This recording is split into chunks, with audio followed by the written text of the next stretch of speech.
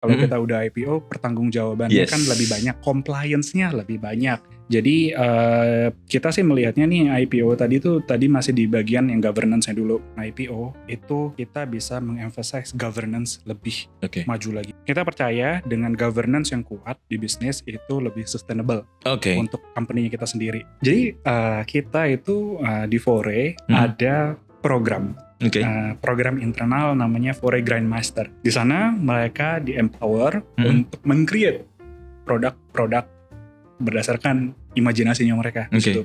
Kita selalu mengemphasize tentang premium affordable kalau di Fore. Apa itu jadi premium affordable? Premium affordable itu kita mencoba memberikan harga se-affordable mungkin untuk kualitas sebaik mungkin.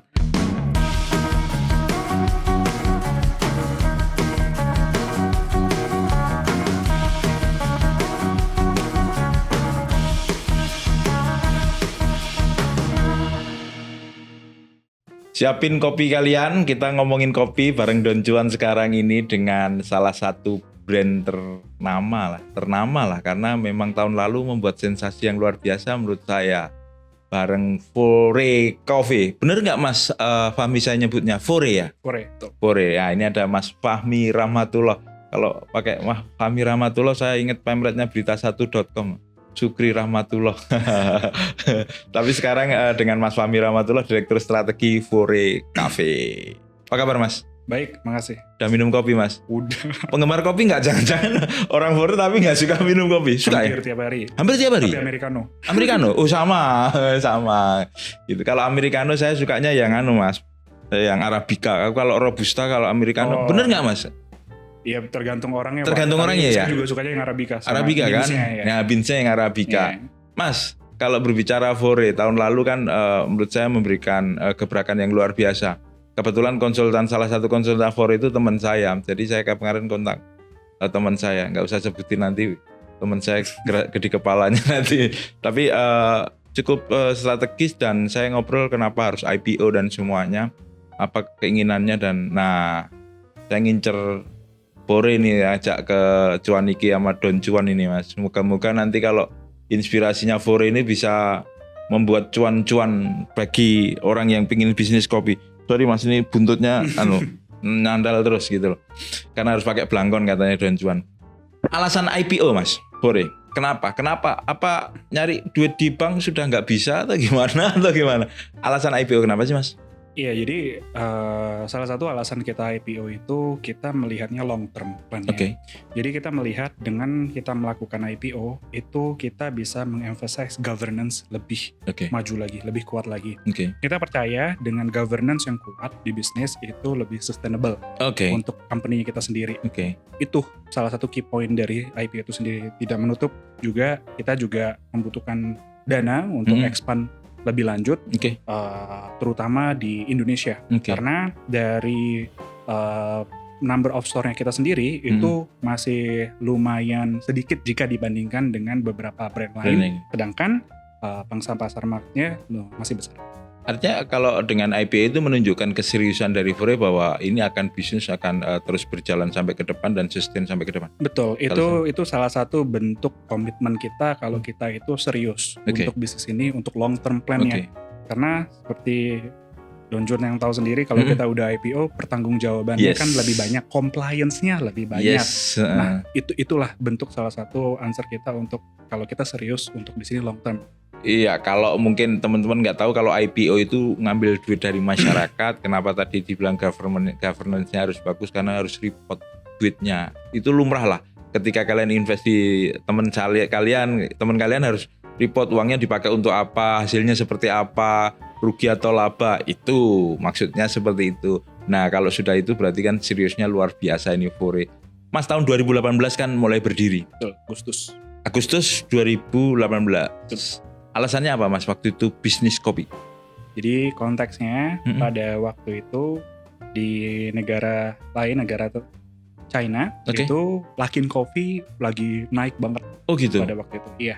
Ada beberapa brand tapi rata-rata dari luar yang memang sudah punya presence cukup lama di Indonesia. Tapi kita di situ melihat ada peluang nih untuk brand lokal membawa beans juga dari lokal di empower lebih gitu. Nah, maka dari itu kita lihat ada peluang itu, kita buat Fore. Kalau lihat marketnya waktu itu Mas, jadi cukup besar ya atau gimana? Udah cukup besar. Terus memang dari awal itu Fore memposisikan kita itu berbeda dibandingkan beberapa brand. Bisa dilihat nanti kalau kita ke store Fore itu dari ambience-nya lebih beda dibandingkan yang lain. Kalau pada waktu itu mungkin lebih tone-nya lebih dark, kita lebih putih gitu kan yes, ya.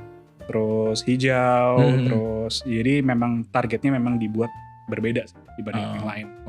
Kalau Mas Fahmi ngelihat gabung ke Fore ini dari 2018 atau sebelumnya Mas Fahmi juga menggeluti di bidang yang sama? Nggak, saya gabung ke Fore-nya tahun lalu.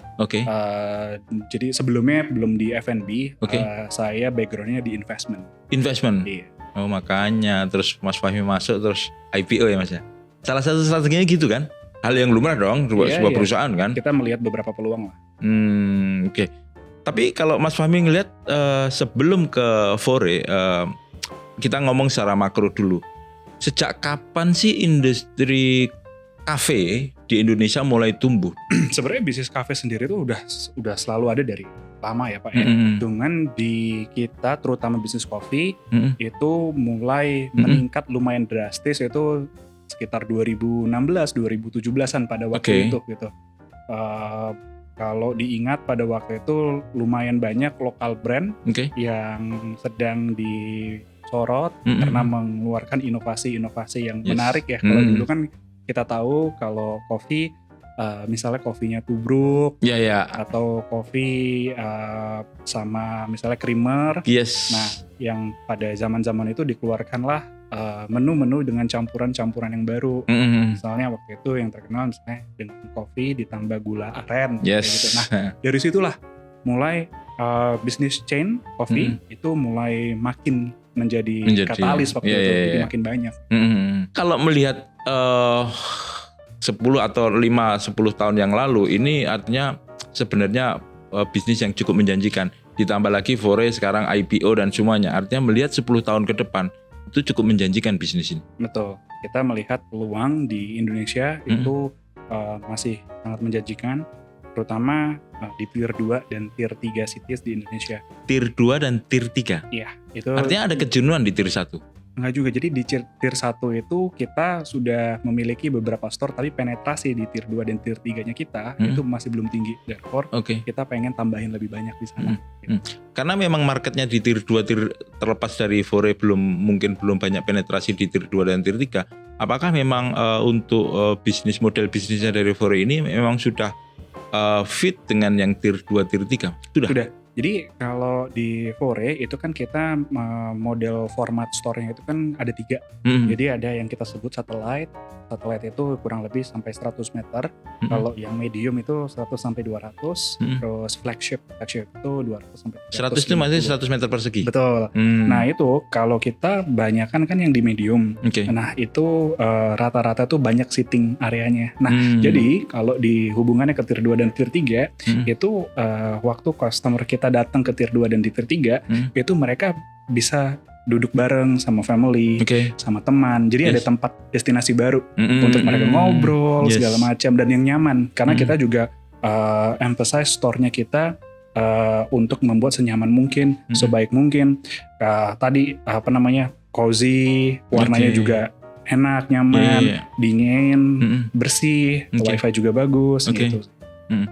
Mas, beberapa kan cukup banyak ini pesaing-pesaing dari Fore dan semuanya. Apa sih yang kalau sudah mau IPO dan berpikirnya sustain, bahkan melihat market 10 tahun ke depan masih cukup bagus, apa yang membedakan? Diferensiasi apa yang dibedakan oleh Fore terhadap kompetitor yang lainnya? Kita selalu mengemphasize tentang premium affordable kalau di Fore. Apa itu premium affordable? Premium affordable itu kita mencoba memberikan harga se-affordable mungkin untuk kualitas sebaik mungkin. Jadi kita memberikan beans yang terbaik, pelayanan yang terbaik, kenyamanan segala macam. Itu salah satu key selling point-nya kita. Kenapa tadi disebutkan kan bin lokal yang pengen dipakai gitu loh? Apa sih kelebihan bin lokal dari Indonesia dibanding bin-bin yang lainnya? Variasinya banyak banget, Pak. Variasinya banyak banget. Bisa dikatakan variasi bin di Indonesia itu paling banyak atau gimana?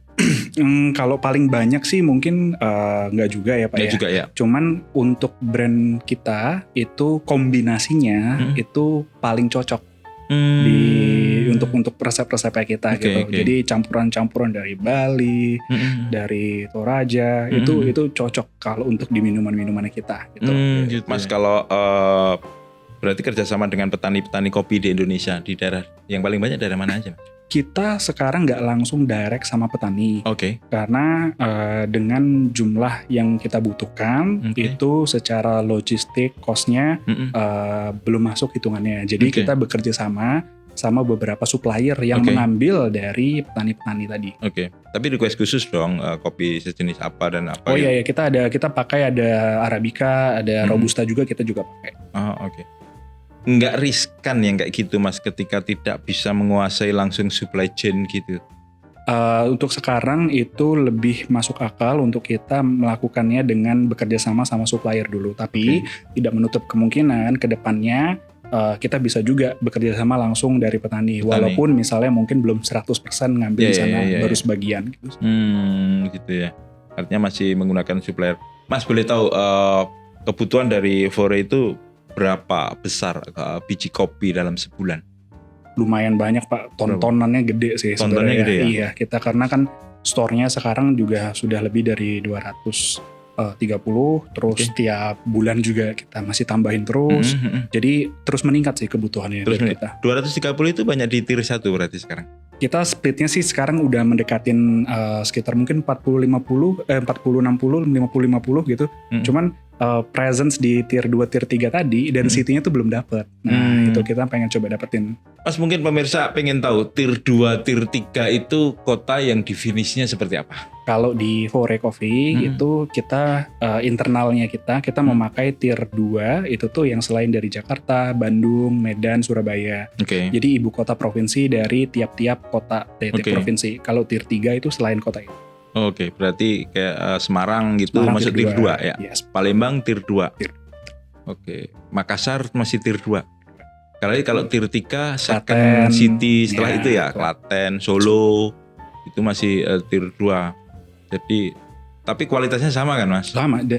Kita Fore selalu mengemphasize standarisasi kualitas kita. Dimanapun kotanya, dimanapun store-nya itu kita jaga sama. Artinya teman-teman yang ada di kota-kota tadi tier 3, tier 2 nggak usah khawatir. Beli Fore di Jakarta sama dengan yang di Klaten atau di Solo ya Mas ya? Betul. Kualitasnya sama. Dan bagaimana sih menjaga antara rasa di Jakarta, rasa di Solo, di Palembang itu sama, itu strateginya Fore seperti apa? Kita menerapkan SOP yang rigid, yang strong. Jadi setiap store itu udah ada SOP yang clear dan kita punya training center juga untuk melatih barista kita biar bisa mengikutin SOP yang kita punya. Itulah cara kita mengkontrol kualitas dari tiap-tiap store yang kita punya. Tapi itu bukannya butuh effort yang gede banget Mas untuk bisa menjaga. Ya sedikit cerita, saya dulu juga di media ada pengembangan daerah itu, untuk saya pengen seperti itu tuh sulitnya minta ampun gitu. Apa kunci dari Fore untuk bisa membuat strategi itu berjalan dengan baik? Selain dari penerapan SOP yang dijaga dengan baik, kita juga ada fungsi kontrolnya. Jadi di head office kita juga punya tim untuk ngecekin gitu. Jadi berkala kita cekin setiap store yang ada apakah sudah sesuai, apakah masih sesuai, apakah butuh training tambahan. Itu key-nya di situ. QC-nya berarti cukup ketat ya? Yes. Perlu nggak misalnya Fore buka di Makassar dan semuanya, perlu nggak perlibatan dari pusat sampai mensupervisi beberapa bulan untuk pendampingan itu? Kalau misalnya untuk membuka di lokasi baru, untuk visibility study-nya masih kita bantu dari pusat. Jadi kita kirimkan tim juga untuk melihat apakah pertama lokasinya sudah sesuai, terus saat dijalankan juga apakah sudah sesuai dengan standar-standar yang kita punya, dan nanti setelah dijalankan setelah beberapa lama pun kita masih kontrol terus. Nah kalau berbicara tentang kualitas, rasa biar sama dan semuanya, dan beberapa daerah mempunyai kekhasan kopi masing-masing, supply chain-nya seperti apa? Apa tetap harus dikirim bahwa beans itu yang sudah dikemas sedemikian rupa oleh Fore itu dikirim ke daerah masing-masing atau gimana? Yes, jadi kita di Fore itu memiliki beberapa warehouse. Oke. Nah, jadi setiap raw material kita itu dikirimkan ke warehouse tersebut. Ada warehouse yang misalnya di Pulau Kalimantan, ada yang di Pulau Jawa, ada yang di Pulau Sumatera. Itu tiap-tiap warehouse itu bisa mengcover daerah-daerah di sana. Nah, dari sana itulah beans-nya nanti akan dikirimkan ke tiap-tiap store kita. Store-nya, oke. Untuk menjaga kualitas itu ya. Rumit juga loh, tapi ya memang kalau memang pengen sustain memang harus seperti itu.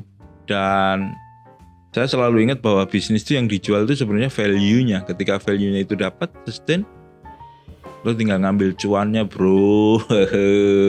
Mas, kalau tadi pengembangan dan semuanya brand pengennya lebih sampai ratusan, bahkan mungkin Fore mengakui bahwa masih jauh tertinggal dengan kompetitor untuk jumlah outlet dan semuanya kan Mas. Strategi apa sih kalau tadi katanya waralaba, enggak, kemitraan seperti apa sih dengan mungkin orang yang pengen bisnis ini tapi tidak punya kemampuan itu? Fore bisa membantu apa atau gimana Fore untuk pengembangan ini? Jadi kalau bisnisnya model Fore yang sekarang itu kita biasanya tuh rental normal. Jadi kita mencari lokasi. Setelah kita lihat lokasinya, kita melakukan feasibility study. Kalau feasibility study ya cocok, itu kita rent. Jadi kita sekian tahun kita bayar. Itu model utamanya kita cari terus di situ. Karena juga kemarin kita baru selesai IPO, jadi dananya kita gunakan untuk expand lebih cepat dengan cara rental langsung kita yang kontrol.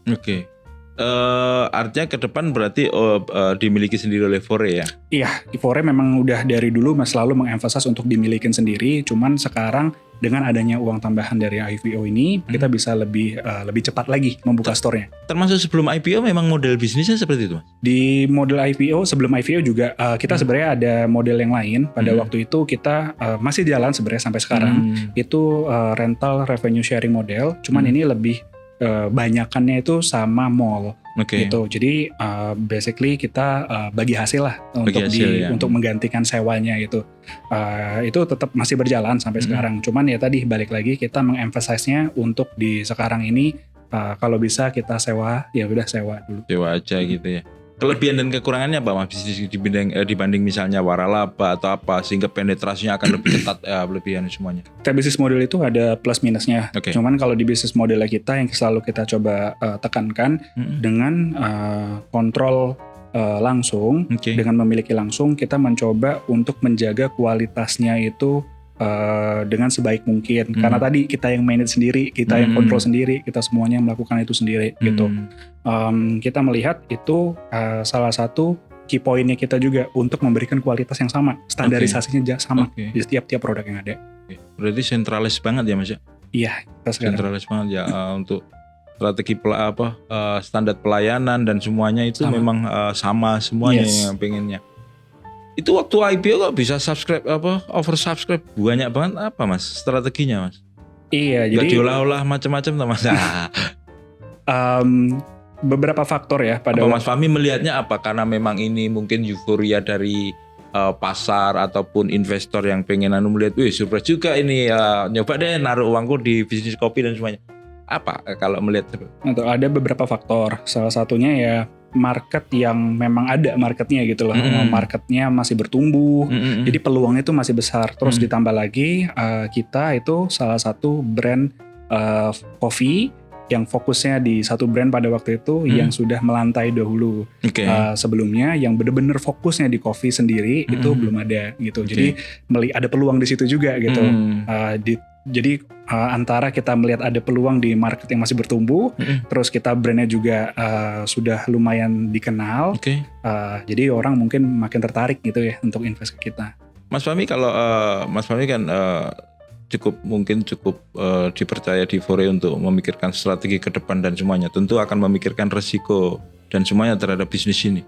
Apa sih resiko yang paling besar di bisnis ini Mas? Raw material itu kalau dilihat ya, terutama beans itu kan komoditas. Itu harganya tuh fluktuatif gitu ya. Terutama beans coffee ini beberapa tahun terakhir ini harganya kan meningkat. Cuman di kita memiliki cara. Jadi kita mencoba melakukan kontrak. dengan supplier kita. Oke. Jadi kita kontrak harga dan volume untuk 1 tahun. Jadi kita mencoba melindungi atau hedging di volatility harganya di situ. Itu sih salah satu faktornya untuk resiko yang ada di sini. Cuaca dan semuanya itu kan juga sangat mempengaruhi. Gagal panen iya gitu. Jadi kalau misalnya ini kan hubungannya kalau gagal panen jadi harga beansnya naik turun gitu kan. Itu sempat mengalami itu Mas? Sempat kita juga kan sempat, cuman ya tadi karena kita memang sudah cukup lama menggunakan sistem kontrak ini, jadi kita bisa meminimalisir dari volatility harganya. Berarti artinya manajemen risiko itu juga hal itu menjadi penting di kopi ya, karena cukup ngeri-ngeri sedap juga kalau. Tapi avoid risiko, ada yang di avoid, ada yang dihadepin, tapi bagaimana meredam ini biar tidak berdampak terlalu strategi itu tetap harus dijalani ya. Betul. Ketika misalnya gagal panen dan semuanya, apa yang dilakukan kira-kira Fore untuk itu? Ya kita tetap mau kan beans kita kualitas kita nggak turunkan. Jadi ya kita tetap beli, tetap masih dengan sama lah, biasa kita nggak ganti. Cuman ya mungkin variannya kita coba tambahin gitu. Terus harganya mungkin kita bisa adjust. Nah itu juga salah satu kelebihannya kita untuk beberapa produknya kita yang memang sudah punya loyal customer itu kita bisa coba jaga harganya gitu. Jadi sewaktu-waktu jika memang sudah dibutuhkan untuk dilakukan kenaikan harga ya kita bisa naikkan gitu. Misalnya untuk meminimalisir dari kenaikan harga raw material. Mas, kelebihan dari IPO salah satunya adalah meningkatkan revenue dan profit dari Fore. Sampai seberapa besar sih Mas? Untuk berapa persen peningkatannya waktu itu? Kita kan IPO-nya baru banget nih. Baru berapa bulan kayaknya, belum 1 kuartal nih. Jadi kita sih melihatnya nih IPO tadi masih di bagian yang governance-nya dulu. Kita melihat untuk dengan banyak kita punya compliance yang harus kita lakukan, standar operasi yang kita harus perbaikin lebih lanjut, itu bakal kelihatan efeknya nanti mungkin di bagian mid term atau di long termnya gitu ya. Itu sih. Berapa persen dana yang digunakan untuk ekspansi Mas? Itu nanti akan diumumkan sebentar lagi. Akhir bulan ini belum boleh dibuka nanti ya. Pas cuan iki nanti tayang nanti pas diumumkan ya untuk Mas. Tadi kan berbicara tentang inovasi dan semuanya. Salah satu kunci sustainability menurut saya adalah inovasi. Bagaimana inovasi? Dan ketika centralized ini akan menurut saya ya, sepemahaman saya, nanti Mas Fahmi monggo aja kalau mengkoreksi itu nggak benar nggak apa-apa juga. Akan menghambat salah satunya inovasi itu karena ada centralized ini, karena harus didirect dan semuanya gitu loh. Bagaimana menumbuhkan budaya inovasi di Fore agar ini tetap sustain dan semuanya? Jadi kita itu di Fore ada program internal namanya Fore Grindmaster. Jadi ini basically kompetisi internal antara barista-baristanya Fore Coffee gitu. Di sana mereka di empower untuk meng-create produk-produk berdasarkan imajinasinya mereka gitu. Jadi ini udah masuk, kemarin udah tahun kedua, ini harus tahun ketiga. Di situ kita melihat kreativitinya untuk apalagi nih produk-produk dari kita mendengarkan dari suara-suara baristanya kita di situ. Itu sih. Hasil nyata dari Grandmaster itu apa Mas? Jadi mengeluarkan produk apa mungkin bagi Fore? Udah ada belum? Di sini contohnya jadi gini, kalau di Grandmaster itu misalnya beberapa pemenangnya itu mereka memiliki kesempatan untuk jenjang karir yang lebih cepat. Jadi ada beberapa nih contohnya mereka passionate-nya tuh di bagian L&D, Learning and Development. Jadi mereka pengen ngajarin barista-barista kita yang lain untuk standar yang lebih bagus itu harus gimana. Contribution-nya bisa di situ.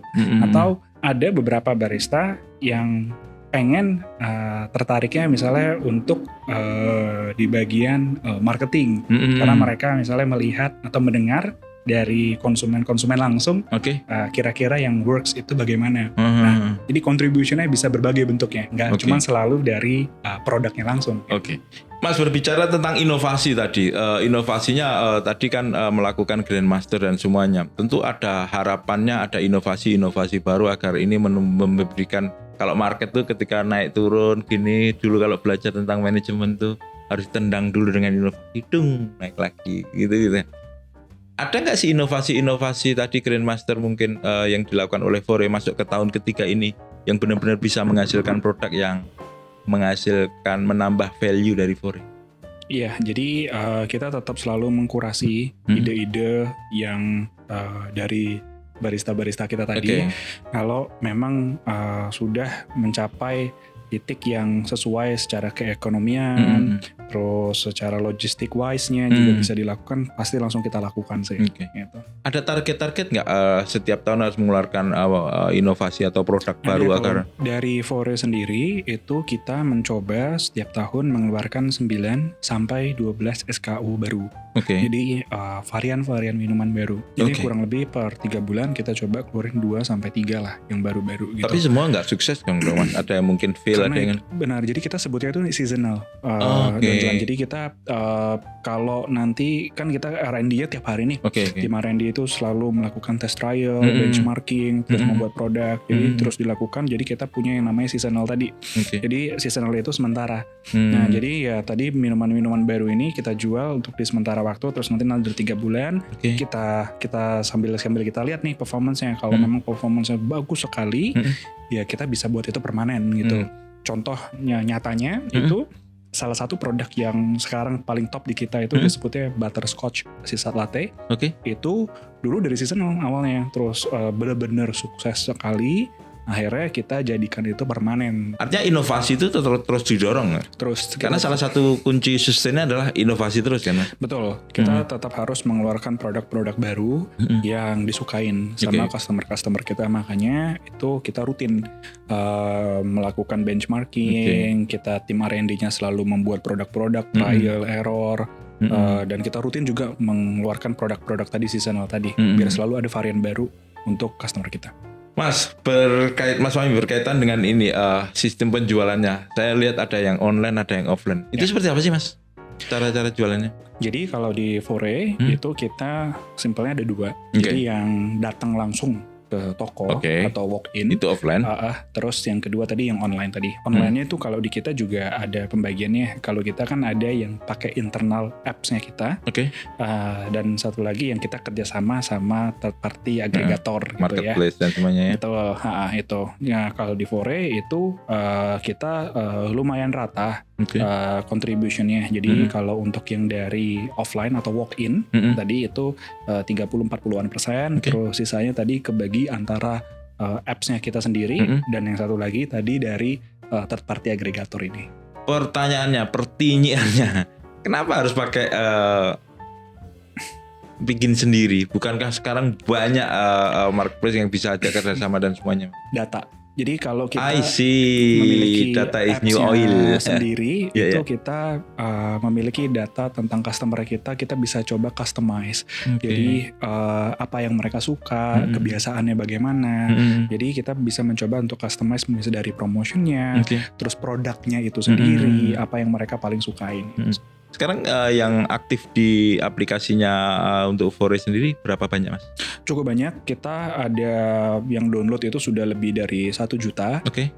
Penggunanya cukup banyak ya. Kita yang aktif setiap bulannya itu ratusan ribu ada untuk menggunakan apps-nya Fore Coffee tadi. Terus kita juga di apps-nya itu punya opsi nih. Jadi kalau misalnya pengen ngantri itu kita pakai apps, pesen dulu. Misalnya masih di kantor, masih di rumah, nanti tinggal ngambil gitu. Dapat notifikasinya di toko-toko yang mau di terdekatnya tadi. Gitu, yang terdekat ya. Kita sambil jalan ini nanti aku ambil di lobby kantor itu ada Fore Coffee. Itu kita misalnya pas masih di rumah kita pesen dulu, nanti pas udah sampai tinggal ngambil. Kelebihannya itu kalau kita pakai aplikasi sendiri. Salah satunya bisa kita skip queue. Selain itu ya pasti kita juga ada poin untuk misalnya kalau misalnya beli nanti ada reward point yang bisa ditukarkan ke produk-produk kita juga gitu. Tapi itu tujuannya salah satunya adalah data sehingga kita tahu, bisa mencoba customize sih. Kita bisa mempelajarin apa sih sebenarnya yang disukain sama customer kita. Customer behaviornya ke capture dengan enak dan kita Fore bisa melayani customer dengan baik. Betul. Mas, ke depan pengembangannya akan seperti apa? Apakah hanya di kopi aja atau mungkin ada yang lain? Saya dengar-dengar kok bisa diceritakan kok ada kerjasama dengan parfum itu gimana itu? Oh, ya itu lebih ke itu untuk brand activation. Brand activation aja. Kalau kita fokusnya memang untuk beberapa tahun ke depan kita fokus utamanya tetap menambah jumlah store kita di Indonesia. Tapi BTW thank you Mas Fahmi, obrolannya cukup menginspirasi karena memang Fore bagi menurut saya setelah ngobrol dengan Mas Fahmi ini salah satu perusahaan yang mengembangkan value, tidak hanya mengembangkan musiman saja, karena pengennya sustain dan sustainnya cukup menjadi fokus mereka. Karena ketika kalian menjual value, cuan akan mengikutinya. Jangan mencari cuan terus value-nya, kebalik. Jadi value dulu baru cuan. Jadi jangan ngomong cuan tanpa don cuan. Thank you ya. Nanti ketemu lagi dengan don cuan di episode berikutnya. Mas Fahmi, thank you. Terima kasih.